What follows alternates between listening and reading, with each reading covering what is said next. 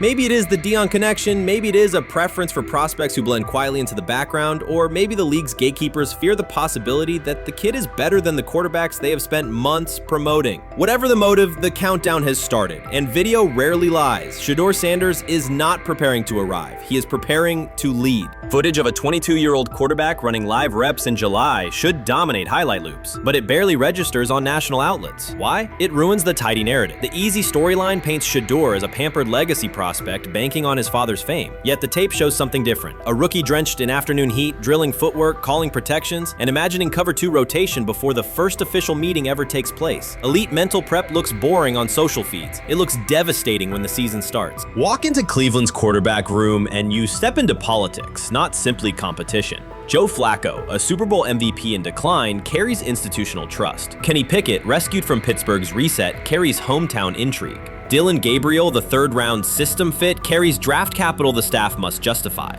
And then there's Shedeur, the lightning rod whose presence alone spotlights every bias in the evaluation process. Coaches frame it neatly. Rookies must wait their turn. The truth is less polite. Practice snaps are currency. Perception is elastic, and early allocations already favor Pickett and Flacco. It is the oldest playbook in the league. Lock vets into the headline roles before pads even crack. Then let repetition shape reality.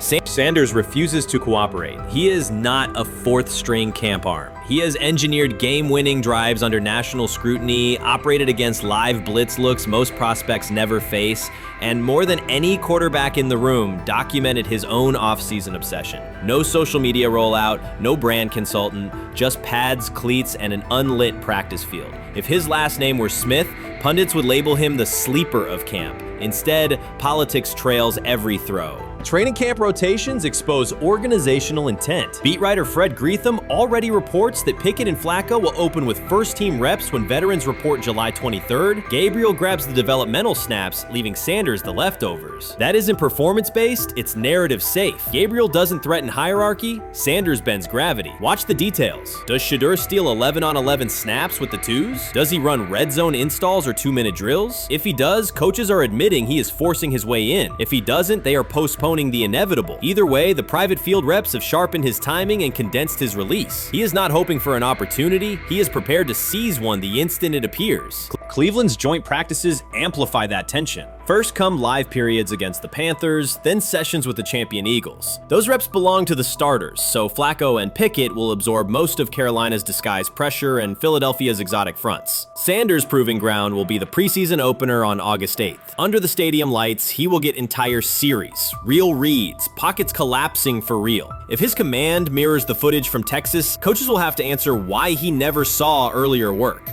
Reps are scarce. 10 padded practices separate veteran arrival from game 1. Even an even split, something that never happens, would hardly suffice. Instead, the staff will funnel snaps toward the comfortable choices. That strategy can bury a rookie, but it can also spark an eruption when limited opportunities turn into highlight drives. One flawless touchdown march in the second half of a preseason game, and the dog pound will chant his name. Then the staff's narrative control evaporates. Criticism of Sanders has never matched the scrutiny applied to his peers. Analysts nitpick a ball pat, a foot angle, a pump fake, Pickett's inconsistency, Flacco's diminishing velocity, Gabriel's college system crutches. Discuss politely, if at all. With Shedeur, the critiques arrive as coded doubts. Does he rely on the family brand? Is he coachable? Can he stay humble? That double standard is as old as the league's resistance to outspoken black quarterbacks. Add Deion's unapologetic persona, and each Sanders rep becomes a referendum on establishment comfort levels. Shedeur answers not with rebuttals, but with work. Work captured in silent footage more deafening than any debate show monologue. Quarterback drama masks broader roster cracks. The Browns receiver group is crowded yet unproven. The safety room failed to create turnovers a year ago. Interior defensive linemen are still rehabbing, and the offensive line must retool on the fly. Which quarterback can navigate that turbulence? Flacco's pocket mobility is limited. Pickett's confidence remains fragile. Gabriel is months away from processing NFL disguises. Sanders, forged by perpetual doubt, offers poise under chaos and meticulous preparation, a combination this franchise has lacked since, well, almost forever. Forget politics, depth chart etiquette, and recycled sound bites about developmental timelines. The only metric that counts now is who did the work. Sanders pounding through full gear scripts in late June is not vanity, It's vision. While the league sleeps, he refines his drop steps. While media speculate, he rehearses third down checks. He has already decided what he is. The organization must decide if it can recognize it in time. The preseason will provide the answer. Live bullets, real blitzes, stadium noise. When those throws leave his hand under pressure, no one will discuss ball pats or surnames. They will ask how a quarterback this prepared slipped to round 5. And if the performance matches the preparation, excuses about lack of reps will dissolve. It will be production against perception, and Shedeur Sanders has been producing where no one could see. Ready is the wrong word. He has been ready. Many observers declared Deion Sanders was finished. They argued that his public style attracted unnecessary attention, that his health had deteriorated too far, and that his coaching career was approaching an abrupt conclusion. They misread his resolve. When speculation intensified, Sanders did not schedule a press conference or issue a formal statement. Instead, he released a short video recorded at his Texas home, walking alongside recording artist Lil Wayne. The footage established 2 facts. Although Sanders still walks with a limp, he remains active, and he intends to return to the sideline. Reports from USA Today and ESPN confirmed that Sanders had temporarily left Colorado to recover from a significant, undisclosed medical condition. He lost 14 pounds and missed several summer practices, leading to widespread debate about his future. Unofficial sources suggested complications related to previous blood clot issues, but no official diagnosis was provided. Throughout Sanders' absence, numerous media outlets framed his situation in crisis language, frequently questioning whether he would coach again. By comparison, when coaches such as Lincoln Riley paused their duties for health or family reasons, coverage emphasized understanding and patience, an imbalance that reflects a common difference in how high-profile black coaches are treated. Sanders' silence was not a retreat, it was a period of recovery. During rehabilitation, he relied on family, faith, and trusted colleagues, yet stayed connected to his program through brief online updates. The video with Lil Wayne demonstrated that he retained strong support from influential friends, countering narratives that portrayed him as isolated or on the verge of retirement. The visual evidence showed that his setback is temporary, and that he remains determined to lead Colorado into the forthcoming season. Since accepting the Colorado position, Sanders has dramatically elevated the program's national standing. He first drew national attention to Jackson State and the broader HBCU football landscape, then moved to Boulder and transformed a one-win team into a central storyline in college athletics. His approach, combining hip-hop culture, direct communication, and open expressions of faith, has challenged conventional expectations for head coach behavior. Each step forward has been met with heightened scrutiny. His time at Jackson State was labeled a publicity stunt, his departure for Colorado was framed as abandoning HBCU culture, and his social media presence has been cast as distraction from traditional coaching responsibility. Critics often magnify Sanders' missteps and question his motives, while comparable actions by other coaches receive neutral or sympathetic coverage. Showings of enthusiasm from Brett Favre and disciplinary intensity from Nick Saban are celebrated as competitive passion, yet Sanders' displays of confidence are frequently labeled arrogance. The discrepancy illustrates deeper biases rather than differences in performance. Sanders' success challenges entrenched expectations of how a college football leader should look, speak, and act, especially a black coach who refuses to downplay his identity. During his convalescence, Sanders maintained close communication with his staff and athletes, reinforcing the standards he had established: discipline, accountability, and belief. The program's daily messaging continued to emphasize preparation and resilience, signaling that Sanders' influence persists even when he is away from campus. Athletes echoed his mantras during workouts, confirming that his leadership extends beyond physical presence. Sanders acknowledges the seriousness of his medical challenge, but has refused to let it define him. He has publicly discussed leaning on scripture and prayer, explaining that his purpose as a mentor, father, and coach extends beyond personal adversity. In that context, the video of him walking in the Texas sun was less a strategic media effort than a straightforward demonstration of continued commitment to his team and mission.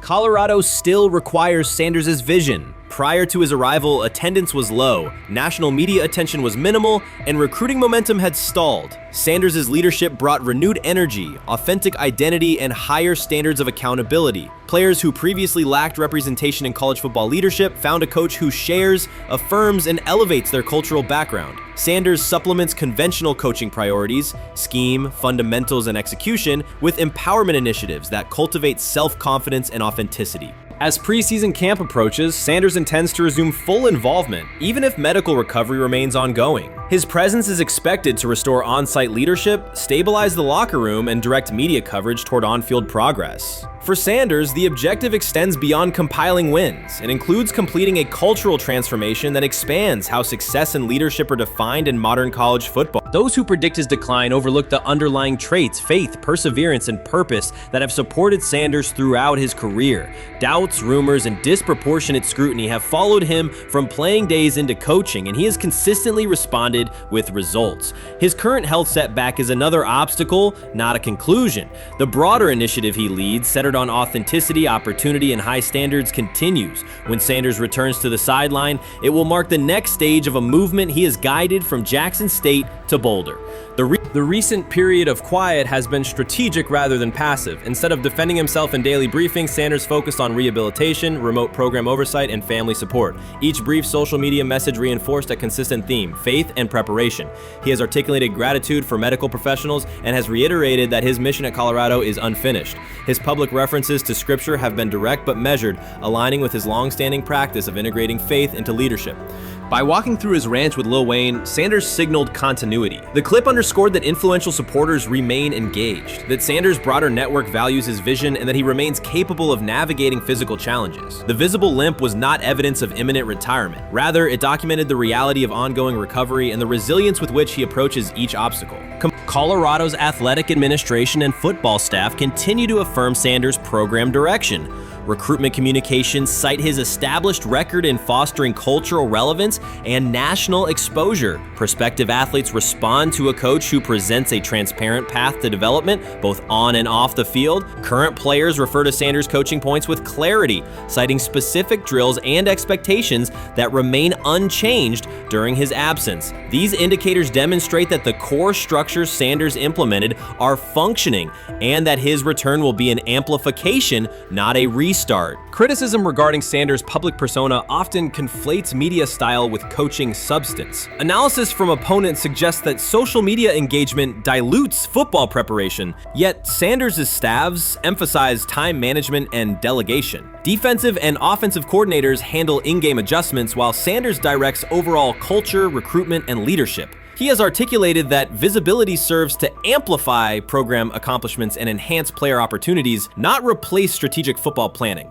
Some commentary has attempted to reframe Sanders' health issue as evidence that his coaching model is unsustainable. The argument ignores the documented health challenges faced by numerous coaches across levels of competition. For example, college coaches recovering from heart procedures or joint replacements have returned to successful seasons after appropriate medical clearance. Sanders' case follows a comparable trajectory. Medical complications require temporary separation, structured rehabilitation is prioritized, and a managed return is planned. Institutional medical protocols at Colorado dictate clearance requirements. Sanders will meet those before resuming full sideline duties. Colorado's players have expressed public confidence in Sanders' eventual return, citing regular virtual check-ins and continued accountability. Several athletes noted that positional meetings included recorded messages from Sanders reinforcing tactical goals and personal discipline. These details confirm that Sanders has remained actively engaged, albeit remotely, and that team culture remains aligned with his principles. Looking ahead, Colorado's schedule will attract national attention, both for on-field competitiveness and the storyline of Sanders' comeback.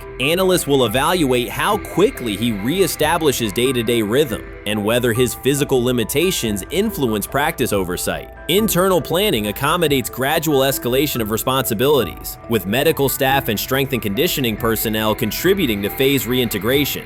The broader significance of Sanders' return extends beyond Colorado. His visibility continues to challenge prevailing narratives about leadership styles and pathways in college athletics. By prioritizing authenticity, open articulation of faith, and cultural expression, Sanders offers a contrasting template to more conventional models. His eventual recovery and sideline presence will reinforce the argument that diverse leadership profiles can succeed in elite collegiate competition. In summary, rumors of Deion Sanders' coaching demise were premature. Verified reports confirm a substantial but temporary medical setback. He used the time away to focus on health, sustain program engagement, and rely on a support system anchored in family, friends, and faith. His recent public appearance demonstrated active recovery and reaffirmed his intention to resume leadership in Boulder. The forthcoming season will test Colorado on the field, but it will also underscore the durability of Sanders' vision, one that combines competitive ambition with cultural resonance. Observers who continue to question his longevity, over overlook the resilience and purpose that have defined his career. Sanders' return is imminent, and the movement he leads remains intact. When he led college football in completion percentage and he threw almost 40 touchdowns for over 4,000 yards, how tall was he? Because they make it seem like he shrunk all of a sudden, RC. Oh, how lively was his arm? Because all I know is somebody did that. Somebody threw for over 4,000 yards, somebody threw for almost 40 touchdowns, and somebody led college football in completion percentage. Now, I'm trying to figure out, what I try to figure out all the time, Mel, is how a guy that hadn't played football in almost 5 months. Shannon Sharpe has publicly defended Shedeur Sanders and criticized those questioning him. Sanders has earned higher recognition and some fans are responding negatively. Although there's debate about whether he belongs on a second team list, Sharpe maintains that Sanders' career is clearly ascending. Reactions on social media are mixed. Some users are angry, others are surprised, and a few say they anticipated this result. The conversation remains active. When reports confirmed that Shedeur Sanders had been elevated from second team to near top tier status, Shannon Sharpe issued an emphatic response. He delivered a detailed rebuttal to critics, underscoring why Sanders deserved the promotion and directly challenging those who doubted the decision. I don't think that he was underprepared during these meetings. I don't believe any of these stories that he showed up arrogant and that he was bombing his interviews. I mean, you watch the film, he's on time, he's on point. You watch his interviews, he answers like a 10-year NFL veteran. Like, he's clearly dominating OTAs. It's every single day there's a new report of how well he's doing for the Browns in OTAs. And I mean, you can say what you want, it's just OTAs. Okay, if that's your new narrative, then he's doing exactly what he needs to be doing. He's on point, he's on time, he's getting the respect of his teammates, and he's making plays. So we're gonna see years down the line, something's gonna come out that I don't know what exactly it was, but something will come out. Critics have been waiting for an opportunity to dismiss Sanders. They labeled him overrated, accused him of benefiting from nepotism, and claimed his profile came only from his last name and polished image. Within their own echo chamber, they cited every game in which he fell short of huge passing numbers as validation of their doubts. Since Sanders has begun receiving formal recognition, criticism has escalated. A wave of self-appointed analysts is dissecting his throwing mechanics and team role, and many online commentators now argue that his promotion reflects deeper problems within the sport. Shannon Sharpe rejected each criticism directed at Shedeur Sanders. During the broadcast, he turned a routine segment into a detailed examination, acting as presenter, interrogator, and fact-checker. Sharpe walked viewers through game film, season statistics, and scouting reports to show why Sanders merited his recent promotion. Whenever a panelist claimed Sanders had not earned the role, Sharpe countered with completion percentages, efficiency ratings under pressure, and documented late-game drives that changed outcomes. He stressed that the backlash was driven less by on-field evidence and more by reluctance to revise earlier opinions. Sharpe argued that critics were upset not because Sanders lacked qualifications, but because his progress contradicted their initial narrative. By the end of the discussion, Sharpe had moved past simple defense and reframed Sanders as a clear example of performance-based advancement, demonstrating that early predictions can be wrong. Never heard of no Dylan Gabriel or Tyler Shock. What the hell is that? So how is Shedeur Sanders going behind them? I'll tell you how. Collusion. 4 different times they passed on him. How the hell does that happen? 4 rounds. It doesn't happen to a quarterback. We've never seen anything like this before. Shedeur Sanders with the watch. Shedeur Sanders with his bravado. Shedeur Sanders with this supposed arrogance or whatever. Shedeur Sanders' advancement did not happen by chance. While detractors questioned his resume online, he continued to prepare, attend every practice, and deliver accurate throws under pressure. The contrast between his output and the complaints directed at him has been stark. Some critics even argued the selection committee was, quote, biased toward performance, as if rewarding strong play were improper. Rumors quickly followed. Certain commentators speculated that a public relations push from the Sanders family must have influenced voters, suggesting everything from coordinated media strategies to alleged favors for coaches. None of these theories addresses the basic point. Sanders earned his promotion through consistent production, poise in the pocket, precise ball placement, and efficient decision-making. Shannon Sharpe highlighted these facts during his response. He noted that Sanders' performance metrics justify the recognition and emphasize that resistance to the move stems more from prior prejudice than from substantive evaluation. For Sharpe, the goal was clear: present the data, challenge unfounded claims, and correct the narrative. The discussion, therefore, became a broader statement about acknowledging merit and abandoning outdated assumption. Colin Cowherd defend college basketball coaches who have gotten a DUI, come to their defense and say they didn't need to be fired, that they deserve a second chance.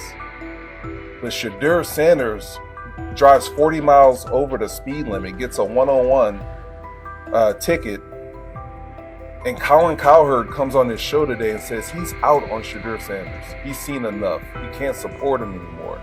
He can't be in the Shedeur Sanders camp because of the speeding ticket. Shannon Sharpe addressed commentators who portray constant doubt as expertise. Those who discount strong performances with "we'll see" but declare bust after a single mistake. He noted their belief that progress only counts if an athlete visibly struggles. Sharpe's response was methodical rather than emotional. He presented evidence, cited statistics, and calmly refuted each claim. Following his remarks, several critics began revising or deleting earlier posts, recasting themselves as longtime supporters of Shedeur Sanders despite having questioned him for months. Sharpe insists on accountability, naming specific individuals and dates while requesting public acknowledgement of prior errors. He argues that analysts cannot spend months undermining a player's potential and then quietly adopt a supportive stance once the athlete succeeds. These are serious, big-time, top-of-the-line playmakers that they have. If you can go 45 to 42 in the fourth quarter because your quarterback set the school record with 510 yards passing.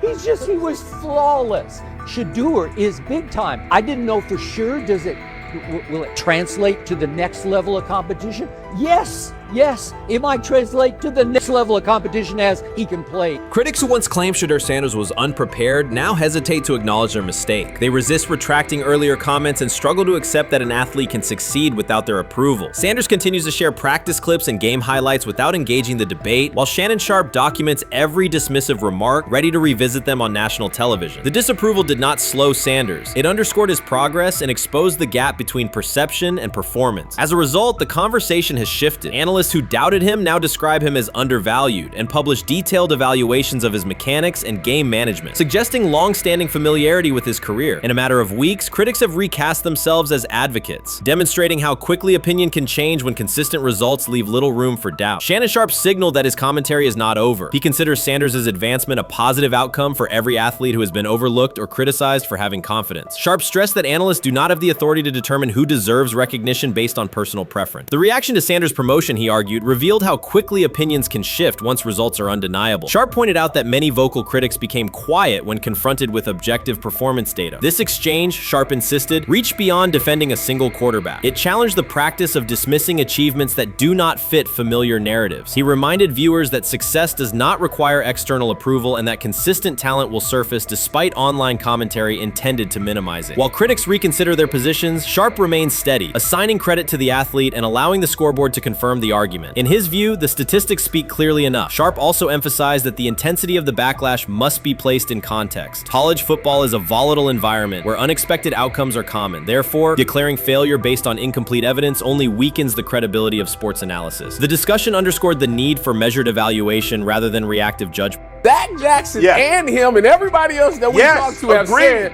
that Shedeur looks good. He looks really good. He looks better. And we got Zach that say Dillon Gabriel ain't even an NFL quarterback.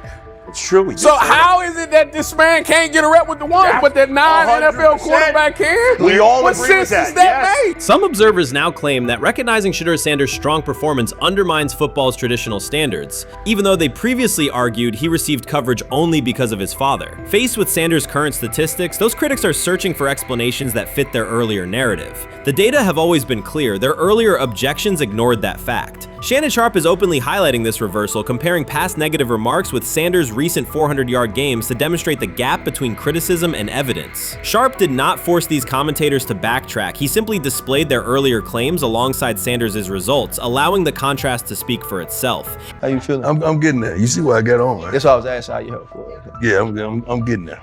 See? Brian, what did they have to do? I had blood clots. Okay. And they amputated, you know. But I work with it. Man. Yeah, I'm amputated. So I get that work done a couple times a day. Keep the blood circulating, blood flowing, but it's a new normal. And the best thing about here, we have a whole medical team on the second floor. Right. We have a whole medical floor, which is great. Deion Sanders is shaken, this time not by a hit on the field. In a sudden turn, Ryan Clark has uncovered a serious plot affecting Shedeur Sanders' NFL draft status, and the disclosure is reverberating across the sports community. What once looked like a simple scheduling delay may actually be a calculated effort to undermine Deion's son. The facts suggest intentional sabotage, a breach of trust, and repercussions that could be far-reaching. This is no routine football headline. It is personal, and Coach Prime did not see it coming. The sports world loves to celebrate underdogs, yet it often takes even greater pleasure in tearing down rising stars. Deion Sanders is witnessing that cycle now, not from the sidelines as Coach Prime, but as a father. The lights in Boulder remain bright, the cameras keep rolling, and Sanders still wears his gold watches, sunglasses, and natural swagger. Still, behind that familiar smile is a man carrying deep pain as criticism aimed at his son mounts daily. How much of that is opening press conference saying, okay, we are family, saying that he was sent to do certain things? Do you feel like people got attached to that, or it just was the fact that prime time is at Jackson State? It's prime time. If my son plays cornerback, I want him to be around, in my opinion, the best cornerback ever to touch the field. That's right. If my son played DN, I'd have to talk to you and tell me who's coaching the DNs. That's but right. I was sending my son to play for prime. His pain does not come from critics or losses, but from watching his son, Shedeur Sanders, get pulled into a system where politics outweigh performance. By every metric, arm strength, accuracy, field vision, Shedeur belonged in the top 3 of any NFL mock draft. Defensive coordinators who tried to unsettle him know he never flinches. He owns the unteachable leadership trait that turns strong prospects into franchise cornerstones. Then the narrative shifted. Draft boards that once placed him 2nd or 3rd slid him to 5th, then 12th, and eventually out of the 1st round on some lists. Analysts grew cautious, executives became vague. The statistics stayed strong, and the game film still proved his ability, yet the buzz evaporated. The abrupt silence felt deliberate and wrong. Former NFL safety and respected analyst Ryan Clark then delivered an unfiltered disclosure, not on a scheduled TV segment, but in an unscripted comment. He stated plainly that influential figures inside the league were not overlooking Shedeur Sanders. They were actively holding him back. The motive, Clark said, was political, and the real target was Deion Sanders, Hall of Famer, architect of Jackson State's resurgence, and the coach who turned a 1-11 Colorado program into a national headline. Deion's refusal to conform, wearing sunglasses indoors, dancing with players, speaking candidly, challenged an establishment that favors predictable images and rehearsed statements. According to Clark, that resistance to tradition was not forgotten. When Shedeur displayed the same mix of talent and confidence, concern spread through front offices and media circles. Questions about leadership style and attitude surfaced. Coded language for discomfort with a quarterback who mirrors his outspoken father. Clark's point was clear. The issue is not Shedeur's performance. If he had posted identical numbers at Ohio State or Alabama, endorsements and media specials would follow. Instead, interest cooled, because the Sanders family embodies a self-made identity the league cannot easily manage. Their visible pride and independent brand challenge a system that prizes control. And that threat, not football ability, is what Clark believes is suppressing Shedeur's draft stock.